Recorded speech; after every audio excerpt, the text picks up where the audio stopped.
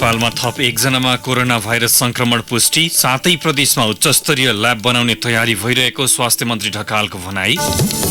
अत्यावश्यक सेवा बाहेकका सरकारी कार्यालय भोलिदेखि बन्द हुने, मुलुकभर रहेका अस्पतालहरूले प्रदान गरिरहेको विस्तारित सेवा पनि 2 साताका लागि स्थगित। सरकारले अन्तर्राष्ट्रिय सीमा नाका पूर्ण रूपमा बन्द गरे पनि भारतसँगको सीमाबाट नेपाल प्रवेश गर्ने क्रम रोकिएन।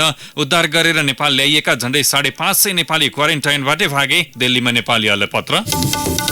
कोरोना भाइरस संक्रमणसँगै सर्वसाधारणदेखि सरकारका उच्चपदस्थ व्यक्तिहरूको समेत दैनिकी फेरियो। पार्टीका बैठक, सार्वजनिक कार्यक्रममा व्यस्त देखिने प्राय सबै नेताहरू सेल्फ आइसोलेसनमा। विश्वभर झण्डै 3,50,500 मा कोभिड-19 संक्रमण पुष्टि, 15,308 जनाको मृत्यु। भारतमा आन्तरिक उडान रद्द। र कोरोना संक्रमणका कारण टोकियो ओलम्पिक अनिश्चित, क्यानाडा सहभागी नहुने, प्रतियोगिता सर्न सक्ने जापानका प्रधानमन्त्रीको स्वीकारोक्ति। नमस्कार, कान्तिपुर डायरीबाट साथी बासु अनि तेजेन्द्रको समाचार अब विस्तारमा। नेपालमा थप एकजनामा कोरोना भाइरसको संक्रमण पुष्टि भएको छ।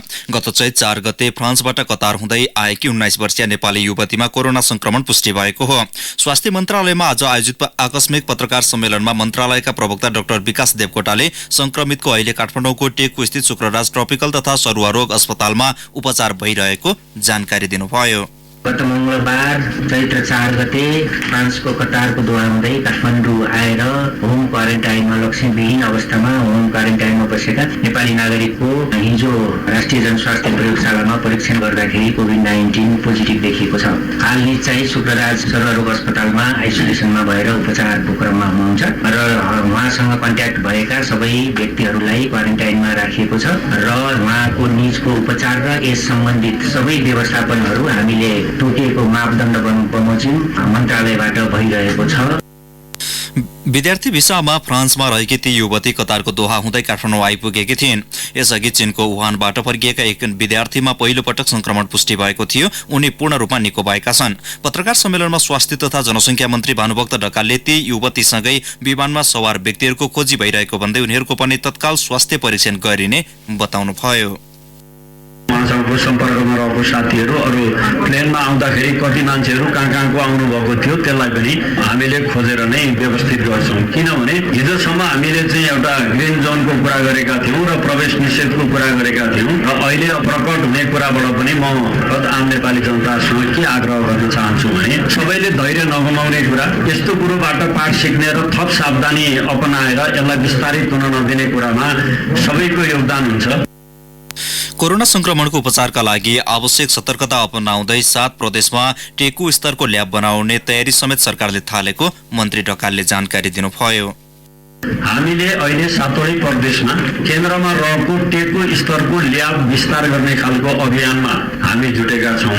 प्रत्येक प्रदेश सरकारसँग हामीले प्रदेशको मुख्यमन्त्री र सामाजिक विकास मन्त्री सहितको बैठकबाट हामीले सामूहिक त्यो निर्णय पनि गरेका छौँ। उहाँहरू पनि त्यो काममा लाग्नु भएको छ। सम्बन्धित प्रदेशमा एउटा अनिवार्य यो रोगसँग सम्बन्धित मात्रै उपचार गर्ने अस्पतालको रूपमा परिभाषित गरेर त्यहाँ काम गर्ने कुराको लागि र यहाँ माथि पनि हामीले केही अस्पतालहरूलाई त्यो विषयमा तोकेका छौँ। त्यही उपचारसँग सम्बन्धितको विषयमा हामीले प्रदेशलाई पनि त्यो केन्द्रित गरेका छौँ। विश्व स्वास्थ्य संगठन WHO ले नेपालमा संक्रमण थप बढ्न सक्ने भएकाले स्वास्थ्य परीक्षणको दायरा थप फराकिलो बनाउन नेपाललाई आग्रह गरिसकेको भन्दै मन्त्री ढकालले यसबारे सरकार गम्भीर रहेको बताउनुभयो। यसैबीच टेकु अस्पतालका प्रवक्ता डाक्टर अनुप वास्तोलाले सामान्यतः संक्रमण पुष्टि भएको 5 देखि 7 दिनभित्र संक्रमितको दोस्रो पटक स्वास्थ्य परीक्षण हुने बताउनुभयो। अहिले भने ती युवतीको स्वास्थ्य अवस्था सामान्य रहेको उहाँको भनाइ छ। सरकारले भोलिदेखि अत्यावश्यक सेवा बाहेकका सरकारी कार्यालय बन्द गर्ने भएको छ। स्वास्थ्यकर्मी तथा सुरक्षाकर्मी लगायत अत्यावश्यक सेवाका कर्मचारीलाई भने नियमित काममा बोलाउने तयारी भएको उच्च सरकारी स्रोतले जनाएको छ। उपप्रधानमन्त्री तथा रक्षा मन्त्री ईश्वर पोखरेलको संयोजकत्वमा रहेको कोभिड-19 संक्रमण रोकथाम तथा नियन्त्रण उच्चस्तरीय समन्वय समितिले यसबारे निर्णय गर्ने तयारी गरेको स्रोतको भनाइ छ। समिति अन्तर्गत गठन गरिएका 6वटा कार्यदल संयोजकको बैठकले यस्तो निर्णय गर्न सिफारिस गरिसकेको छ। अत्यावश्यक सेवा बाहेकका निजामती कर्मचारीलाई घरमै स्ट्यान्डबाईमा बस्न निर्देशन दिने सल्लाह कार्यदलमा रहेका मन्त्रीहरूले संयोजक पोखरेललाई दिएका छन्। उच्च स्तरीय समन्वय समितिका संयोजक उपप्रधानमन्त्री पोखरेलले सबै स्थानीय सरकारहरूलाई सीमा बन्द भएका बेला नाकामा आउने नेपाली नागरिकको पहिचान गरी क्वारेन्टाइनमा राख्ने व्यवस्था मिलाउन निर्देशन दिनुभएको छ। प्रदेश 1 का अस्पतालहरूमा आकस्मिक र ज्वरो जाँच बाहेकका सबै सेवा भोलिदेखि स्थगित हुने भएको छ। प्रदेश 1 का सामाजिक विकास मन्त्री जीवन घिमिरेले आज पत्रकार सम्मेलन गरी प्रदेशभरका अस्पतालहरूमा आकस्मिक र ज्वरो जाँच बाहेकका सबै सेवा भोलिदेखि बन्द गर्ने जानकारी दिनुभयो। यस्तै चिकित्सक तथा स्वास्थ्य कर्मीहरूलाई उच्च सतर्कता अपनाउन पनि निर्देशन दिएको छ।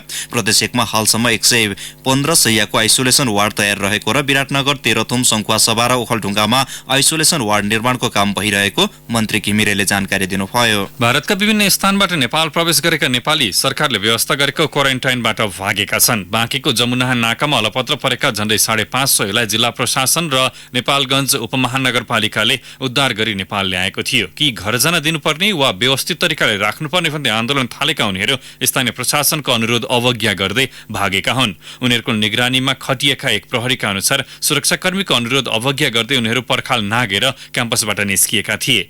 नाकामा आइपुगेकालाई ज्वरो नापेपछि नगर बसमा राखेर सीमा नाका नजिकै महेन्द्र बहुमुखी क्याम्पस लगिएको थियो। क्वारेन्टाइनका लागि छुट्याइएको स्थानमा कुनै सुविधा नभएको र एउटै कोठामा 30-35 जनालाई राखिएको भन्दै उनीहरूले असन्तुष्टि जनाएका थिए। उनीहरूमध्ये कोही हिजैदेखि भोकै थिए। नेपालगञ्ज उपमहानगरपालिकाकी उपमेयर उमा थापाले क्वारेन्टाइनमा राखिएका 540 जना भागेको बताउनुभयो।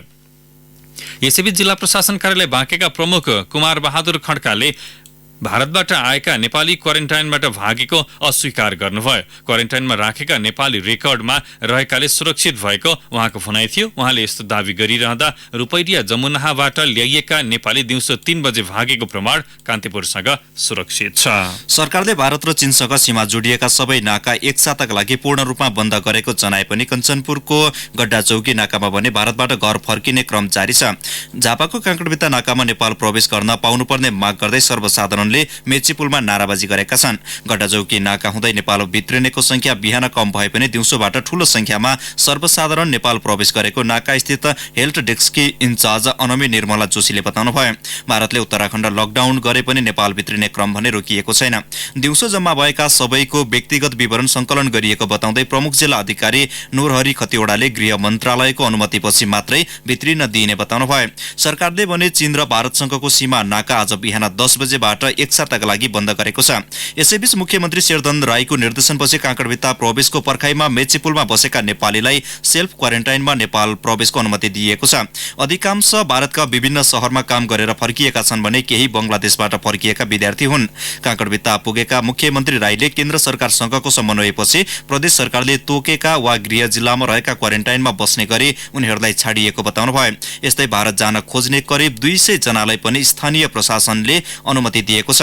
सरकारले छिमेकीसँगको नाकाबाट आवतजावत बन्द गरेपछि सोमबार भारतबाट नेपाल फर्किन लागेका करिब 300 सर्वसाधारण मेचीपुलमा अड्किएका छन्। भारतमा कोरोना संक्रमितको संख्या बढ्दै गएपछि त्रासका कारण नेपाल फर्कन खोज्ने 400 बढी नेपाली नयाँ दिल्लीमै अलपत्र परेका छन्। उनीहरू बेंगलोर, चण्डीगढ, सिमला लगायतका ठाउँबाट काठमाडौँ फर्कन दिल्ली पुगेका थिए। भारत सरकारले यात्रुवाहक रेल र लामो दूरीमा चल्ने बस सेवा बन्द गरेपछि उनीहरू अलपत्र परेका हुन्। कोरोना संक्रमणको जोखिमका कारण स्थानीय प्रहरीले एक ठाउँमा बस्न समेत नदिएपछि उनीहरूको अवस्था निकै टिठलाग्दो बनेको छ। त 25 जना दिल्लीकै छतरपुरमा अलपत्र परेका छन्। उनीहरू बेंगलोरबाट नेपाल आउन भन्दै दिल्ली पुगेका थिए। दिल्ली सरकारले आजदेखि लकडाउन गरेका कारण अलपत्र परेका सबै उनीहरूलाई खाना र बस्नको समेत समस्या परेको नयाँ दिल्लीबाट सहकर्मी सुरेशराज नेउपानेले जनाएका छन्। दिल्ली स्थित नेपाली दूतावासले अलपत्र परेका नेपालीहरूलाई तत्कालका लागि व्यवस्था गर्न पहल भइरहेको बताएको छ। दूतावासका नियोग उपप्रमुख भरत कुमार रेग्मीले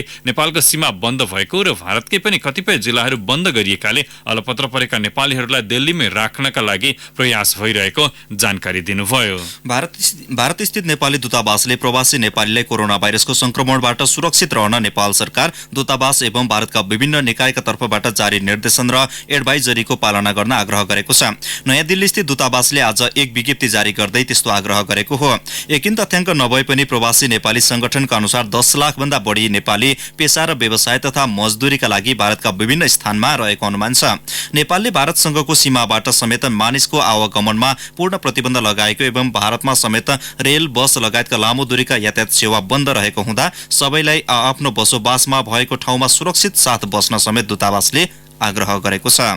कान्तिपुर डायरीमा अब ब्रेकको पालो। अब बाँकी प्रसङ्ग। सरकारले अस्पतालबाट प्रदान गरिरहेको विस्तारित स्वास्थ्य सेवा 2 हप्ताका लागि स्थगन गर्ने निर्णय गरेको छ। स्वास्थ्य तथा जनसङ्ख्या मन्त्रालयले विज्ञप्ति जारी गर्दै तत्काल उपचार नगर्दा थप जोखिम नहुने बिरामीका लागि 2 सातासम्म फलोअप नबोलाउन पनि आग्रह गरेको छ। यस्तै तत्काल नियमित जाँच र शल्यक्रिया नगर्दा जोखिम नहुने बिरामीलाई पनि 2 सातासम्म स्थगन गर्न मन्त्रालयले निर्देशन जारी गरेको छ। ज्वरोका लक्षण भएका बिरामीहरूलाई लक्षित गरी फिभर क्लिनिक सञ्चालनमा ल्याउने र कोभिड-19 को सम्भावित संक्रमण देखिएमा बिरामीलाई अस्पतालको आइसोलेसनमा राखी नमुना संकलन गरेर राष्ट्रिय जनस्वास्थ्य प्रयोगशालामा पठाउन पनि मन्त्रालयले अस्पतालहरूलाई आग्रह गरेको छ। 60 वर्ष माथिका वृद्ध, गम्भीर प्रकारका श्वास प्रश्वासका बिरामी, दीर्घ रोगी र स्वास्थ्य कर्मीहरूमा समेत सम्भावित संक्रमणको लक्षण देखिए सरकारले नमुना परीक्षण गर्ने व्यवस्था समेत मिलाएको छ। सम्भावित संक्रमित तथा संक्रमित बिरामीहरूको उपचारका लागि काठमाडौँ उपत्यकामा 1000 बिरामी अट्ने गरेको शैय्या, 120 आइसियु शैय्या र विभिन्न प्रदेशमा 125 आइसियु शैय्या थप्ने कार्य सुरु भएको पनि मन्त्रालयद्वारा जारी विज्ञप्तिमा उल्लेख छ। अब कान्तिपुर सविस्तार। कान्तिपुर सविस्तार। कोरोना भाइरस संक्रमणको विश्वभर महामारी फैलिएसँगै सर्वसाधारणदेखि सरकारका उच्च पदस्थ व्यक्तिहरूको दैनिकी फेरिएको छ। 3 साता अघि दोस्रो पटक मृगौला प्रत्यारोपण गराएका प्रधानमन्त्री केपी शर्मा ओली अहिले पनि चिकित्साको उच्च निगरानीमा हुनुहुन्छ। दिनौजसो पार्टीका बैठक, सार्वजनिक कार्यक्रम, भेलामा व्यस्त देखिने नेताहरू व्यक्तिगत सुरक्षाका लागि यति बेला घरमै सेल्फ आइसोलेसनमा बसेका छन्। प्राय पार्टीको बैठक, सार्वजनिक कार्यक्रम र भेलामा व्यस्त देखिने सत्तारूढ नेपाल कम्युनिस्ट पार्टी नेकपाका वरिष्ठ नेता झलनाथ खनाल आज भोलि भने फुर्सदिला छन्। कोरोना भाइरसको सम्भावित जोखिमबाट बस्न उनी आज भोलि घरमै सेल्फ आइसोलेसनमा छन्। यद्यपि टेलिफोन सम्पर्क गरेरै भए पनि पार्टीका काम जारी राखेको पूर्व प्रधानमन्त्री समेत रहेका खनाल बताउँछन्। पार्टीका सार्वजनिक क्रियाकलापहरू, मिटिङ, बैठक, भेलाहरू समेत पनि स्थगित भएको बेलामा हामी घरमै बसेर पार्टी सम्पर्कहरू कायम राखेका छौँ। देशव्यापी रूपमा देश प्रवास सबैतिर टेलिफोनबाट हामी सम्पर्क गरिरहेका छौँ। टेलिफोनबाट नै गर्नुपर्ने कामहरू पनि गरिरहेका छौँ। बाँकी कुरा चाहिँ हामी पूर्ण रूपले आइसोलेसनमा बसेर घरमा नै बसेर आफ्ना कामहरू अगाडि बढाइरहेका छौँ। प्रतिपक्षी कांग्रेसका वरिष्ठ नेता रामचन्द्र पौडेलको दैनिकी खनालको भन्दा फरक छैन। कांग्रेसले आसन्न 14औं महाधिवेशनका सम्पूर्ण कार्यक्रम चैत मसान्तसम्म स्थगित गरेसँगै पौडेल घरमै दिन बिताइरहेका छन्। यसले राजनीतिक गतिविधिमा भने असर गरेको उनको भनाइ छ। सेल्फ आइसोलेसन जस्तो आफै एक्लै चाहिँ एकान्तवास जस्तो चाहिँ भएर हामीहरू अहिले चाहिँ सम्पर्क विभिन्न अवस्थामा घरमै बसिया छ।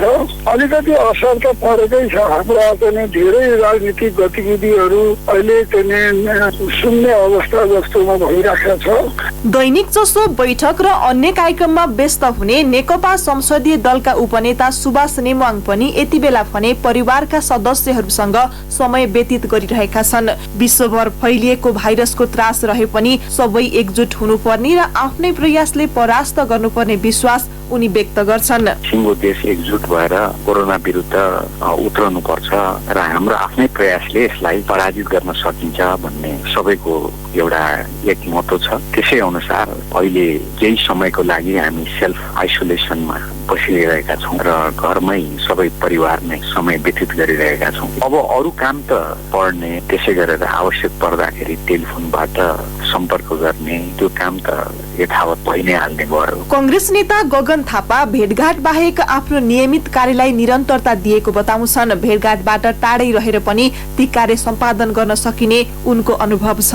काममा म आफ्नो आवत सबै कुरालाई चाहिँ यसले एकदमै धेरै ड्रास्टिकली नै कम गर्न त भइ नै हाल्यो। काम गर्ने तरिकामा पनि बदलाव ल्याउनु पर्छ। सबैभन्दा गर्नुपर्ने कुरा भनेको यो कति समय यसरी बस्नुपर्छ भन्ने कुरा हामी कसैलाई पनि थाहा छैन। त्यसकारण बिस्तारै सम्भव भएसम्मको कामहरूलाई सबैसँग भेटघाट नगरिकन पनि गर्न सकिने कामहरू छन् भने त्यसलाई रोक्नु भएर कामहरूलाई चाहिँ अर्को तरिकाले गर्ने कुराको लागि प्रयास गरिराख्नुपर्छ। कोरोना भाइरस कोभिड-19 को सम्भावित जोखिमबाट बच्न सेल्फ आइसोलेसनमा बस्नु सबैभन्दा प्रभावकारी र सुरक्षित विधि भएको चिकित्सक बताउँछन्।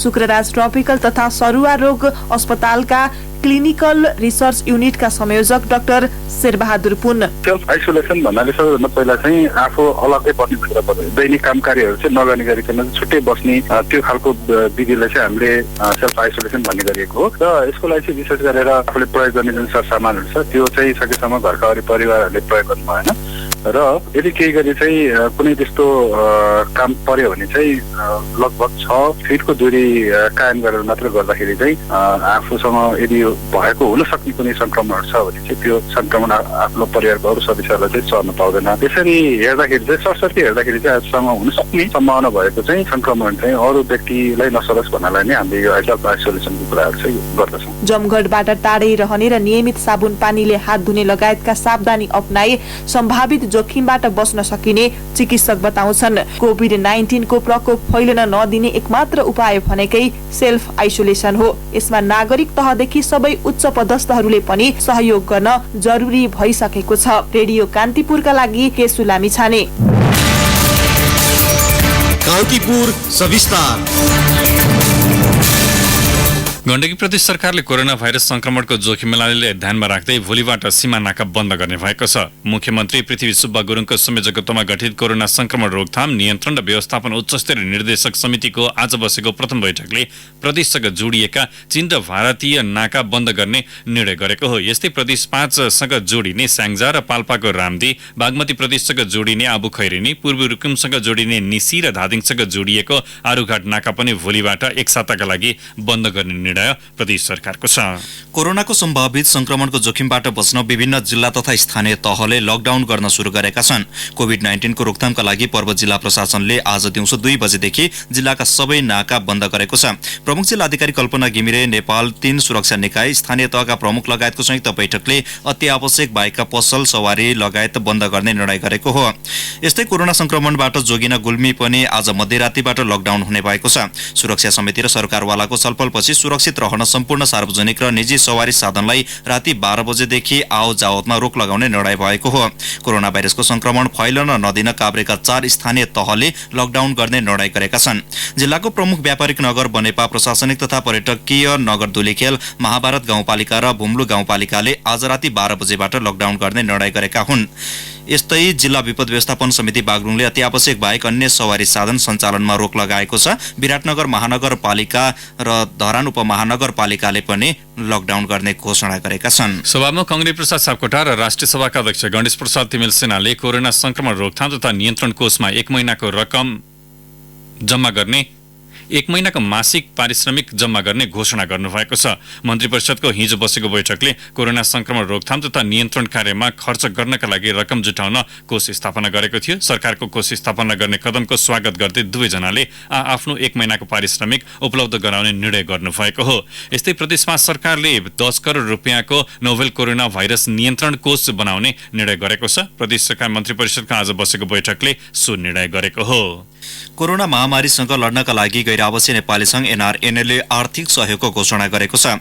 एनआरएनएको 72औं बैठकले प्रधानमन्त्री राहत कोष मार्फत 1 करोड रुपियाँ सहयोग गर्ने निर्णय गरेको महासचिव डाक्टर हेमराज शर्माले जानकारी दिनुभयो। संघले विश्वभर छरिएका आफ्ना शाखा मार्फत कोरोना संक्रमित नेपालीको तथ्याङ्क संकलन गर्ने समेत तयारी गरेको छ। अब केही समाचार संक्षेपमा। चीनका लागि प्रस्तावित राजदूत महेन्द्र बहादुर पाण्डेको नाम संसदीय सुनवाई समितिले अनुमोदन गरेको छ। समितिको आज बसेको बैठकले पाण्डेको नाम राजदूतमा सर्वसम्मतिले अनुमोदन गरेको हो। कोरोना भाइरसको त्रास फैलिएसँगै बजाङमा गाउँ-गाउँबाट सदरमुकाममा आयोडिनयुक्त नुन किन्नेहरूको भिड बढेसँगै स्थानीय प्रशासनले नुन वितरणमा रोक लगाएको छ।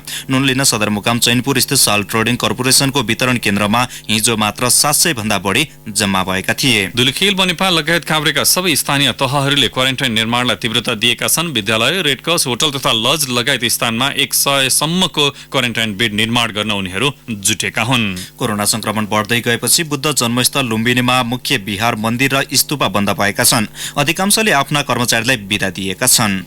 र काठमाडौँबाट तुलसीपुरतर्फ जाँदै गरेको बसले दाङको गढवामा ठक्कर दिँदा मोटरसाइकलका चालक पश्चिम रुकुमको त्रिवेणी गाउँपालिकाका गणेश पुन र पछाडि सवार दाङ तुलसीपुरका रमेश बलको मृत्यु भएको छ।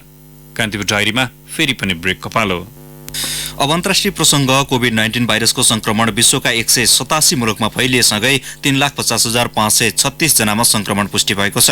15,308 जनाको मृत्यु भएको छ। संक्रमित मध्ये 1 लाख बढी पूर्ण रूपमा निको भएका छन्। संक्रमणकै कारण 5,476 जनाले ज्यान गुमाएपछि इटलीले सबै खाले आन्तरिक यात्रामा प्रतिबन्ध लगाएको छ। इटलीमा हालसम्म 59,138 जनामा संक्रमण पुष्टि भएको छ।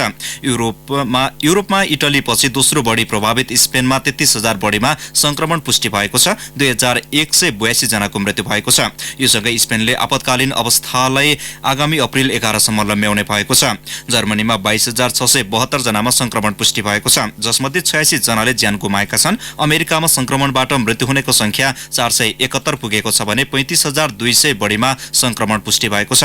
इरानमा 23,000 बढी संक्रमित छन् भने 1,812 जनाले ज्यान गुमाएका छन्। फिलिपिन्समा आज थप 82 जनामा संक्रमण पुष्टि भएसँगै कुल संक्रमितको संख्या 462 पुगेको छ। संक्रमणका कारण फिलिपिन्समा 3 जना चिकित्सकको समेत ज्यान गएको छ। न्युजिल्यान्डमा 102 जनामा संक्रमण फैलिएसँगै भोलिदेखि सम्पूर्ण विद्यालय बन्द गर्ने भएको छ। अति आवश्यक बाहेकका अन्य सेवा बन्द गरिएको छ। 46 जनामा संक्रमण पुष्टि भएपछि 25 लाख जनसङ्ख्या रहेको राजधानी तास्केन्ट भोलिदेखि बन्द गर्ने उज्बेकिस्तानले घोषणा गरेको छ। कोभिड-19 को उद्गम थलो चीनमा 39 जना नयाँ संक्रमित फेला परेका छन्। इन्डोनेसियामा 579 जना संक्रमित हुँदा 49 जनाको ज्यान गएको छ। बेलायतले संक्रमितको उपचारका लागि 12,000 वटा भेन्टिलेटरको व्यवस्था गरेको छ। संक्रमण भित्र नसक्ने भन्दै हङकङले आगामी बुधबारदेखि कुनै पनि विदेशी नागरिकलाई प्रवेश नदिने भएको छ। दक्षिण पूर्वी युरोपमा पर्ने मोन्टेनेग्रोमा संक्रमणबाट पहिलो पटक 1 जनाको ज्यान गएको छ। दक्षिण कोरियामा 8,961 संक्रमित मध्ये 3,166 जनाको पूर्ण रूपमा निको भएका छन्। 111 जनाको ज्यान गएको छ। संक्रमण बढ्दै गएपछि संयुक्त अरब इमिरेट्सले सम्पूर्ण उडान 2 साताका लागि स्थगित गरेको छ। साउदी अरबले संक्रमण फैलिन नदिन कर्फ्यू लगाएको छ। भारतले सबै आन्तरिक उडानहरू समेत रद्द गरेको छ। विश्वकै दोस्रो ठूलो जनसङ्ख्या भएको सो मुलुकमा 80 वटा जिल्ला बन्द गरिएको छ। टर्किश एयरलाइन्सले पनि सबै अन्तर्राष्ट्रिय उडान आगामी अप्रिल 17 सम्मका लागि रद्द गरेको छ। सिङ्गापुर एयरलाइन्सले 96% उडान कटौती गरेको छ। अब खेल समाचार। जापानको टोकियोमा हुने भनिएको ग्रीष्मकालीन ओलम्पिक र पारा ओलम्पिक अनिश्चित बनेको छ। क्यानाडाले ओलम्पिकमा सहभागी नहुने निर्णय गरेसँगै विश्व खेलकुदको महाकुम्भ सर्ने सम्भावना बढेको हो। जापानी प्रधानमन्त्री सिन्जो आबेले पहिलो पटक प्रतियोगिता सर्न सक्ने स्वीकार गर्नुभएको छ। त्यस्तै अस्ट्रेलियाले यही अवस्थामा 2020 मा ओलम्पिक नहुने भन्दै 2021 का लागि तयारी थाल्न आफ्ना खेलाडीहरूलाई सूचित गरिसकेको छ। आगामी जुलाई 24 बाट हुने भनिएको ओलम्पिक बारे अन्तर्राष्ट्रिय ओलम्पिक कमिटीले 4 सातापछि आधिकारिक निर्णय लिने बताएको छ। क्यानाडाको ओलम्पिक कमिटीले ओलम्पिक सहभागिताबाट हात झिक्ने निर्णय अप्रिय भए पनि सरकार, खेलाडी, खेल संघ लगायत संघको परामर्शपछि लिएको स्पष्ट पारेको छ। साथै उसले आईओसी र विश्व स्वास्थ्य संगठनलाई प्रतियोगिता 1 वर्षपछि सार्नका लागि अनुरोध गरेको छ। त्यस्तै जापानका प्रधानमन्त्री आबेले संसदलाई आज सम्बोधन गर्दै हालको अवस्थामा प्रतियोगिता पूर्ण भव्यताका साथ सम्पन्न गर्न असमर्थ हुने भन्दै खेलाडीहरूको सुरक्षा र स्वास्थ्यलाई ध्यानमा राख्दै मिति सार्नु नै उत्तम विकल्प हुने बताउनु भएको छ। यद्यपि उहाँले प्रतियोगिता पूर्णतः स्थगित नहुने स्पष्ट पारिसक्नु भएको छ। दोस्रो विश्वयुद्धका कारण सन् 1940 को ओलम्पिक भने स्थगित भएको थियो। हवस् त कान्तिपुर डायरी अहिलेलाई यहीँ सकिन्छ। बासु र तेजेन्द्र बिदा हुन्छौँ। नमस्कार। सूचना र मनोरञ्जनको संवाहक रेडियो राष्ट्रको रेडियो कान्तिपुर।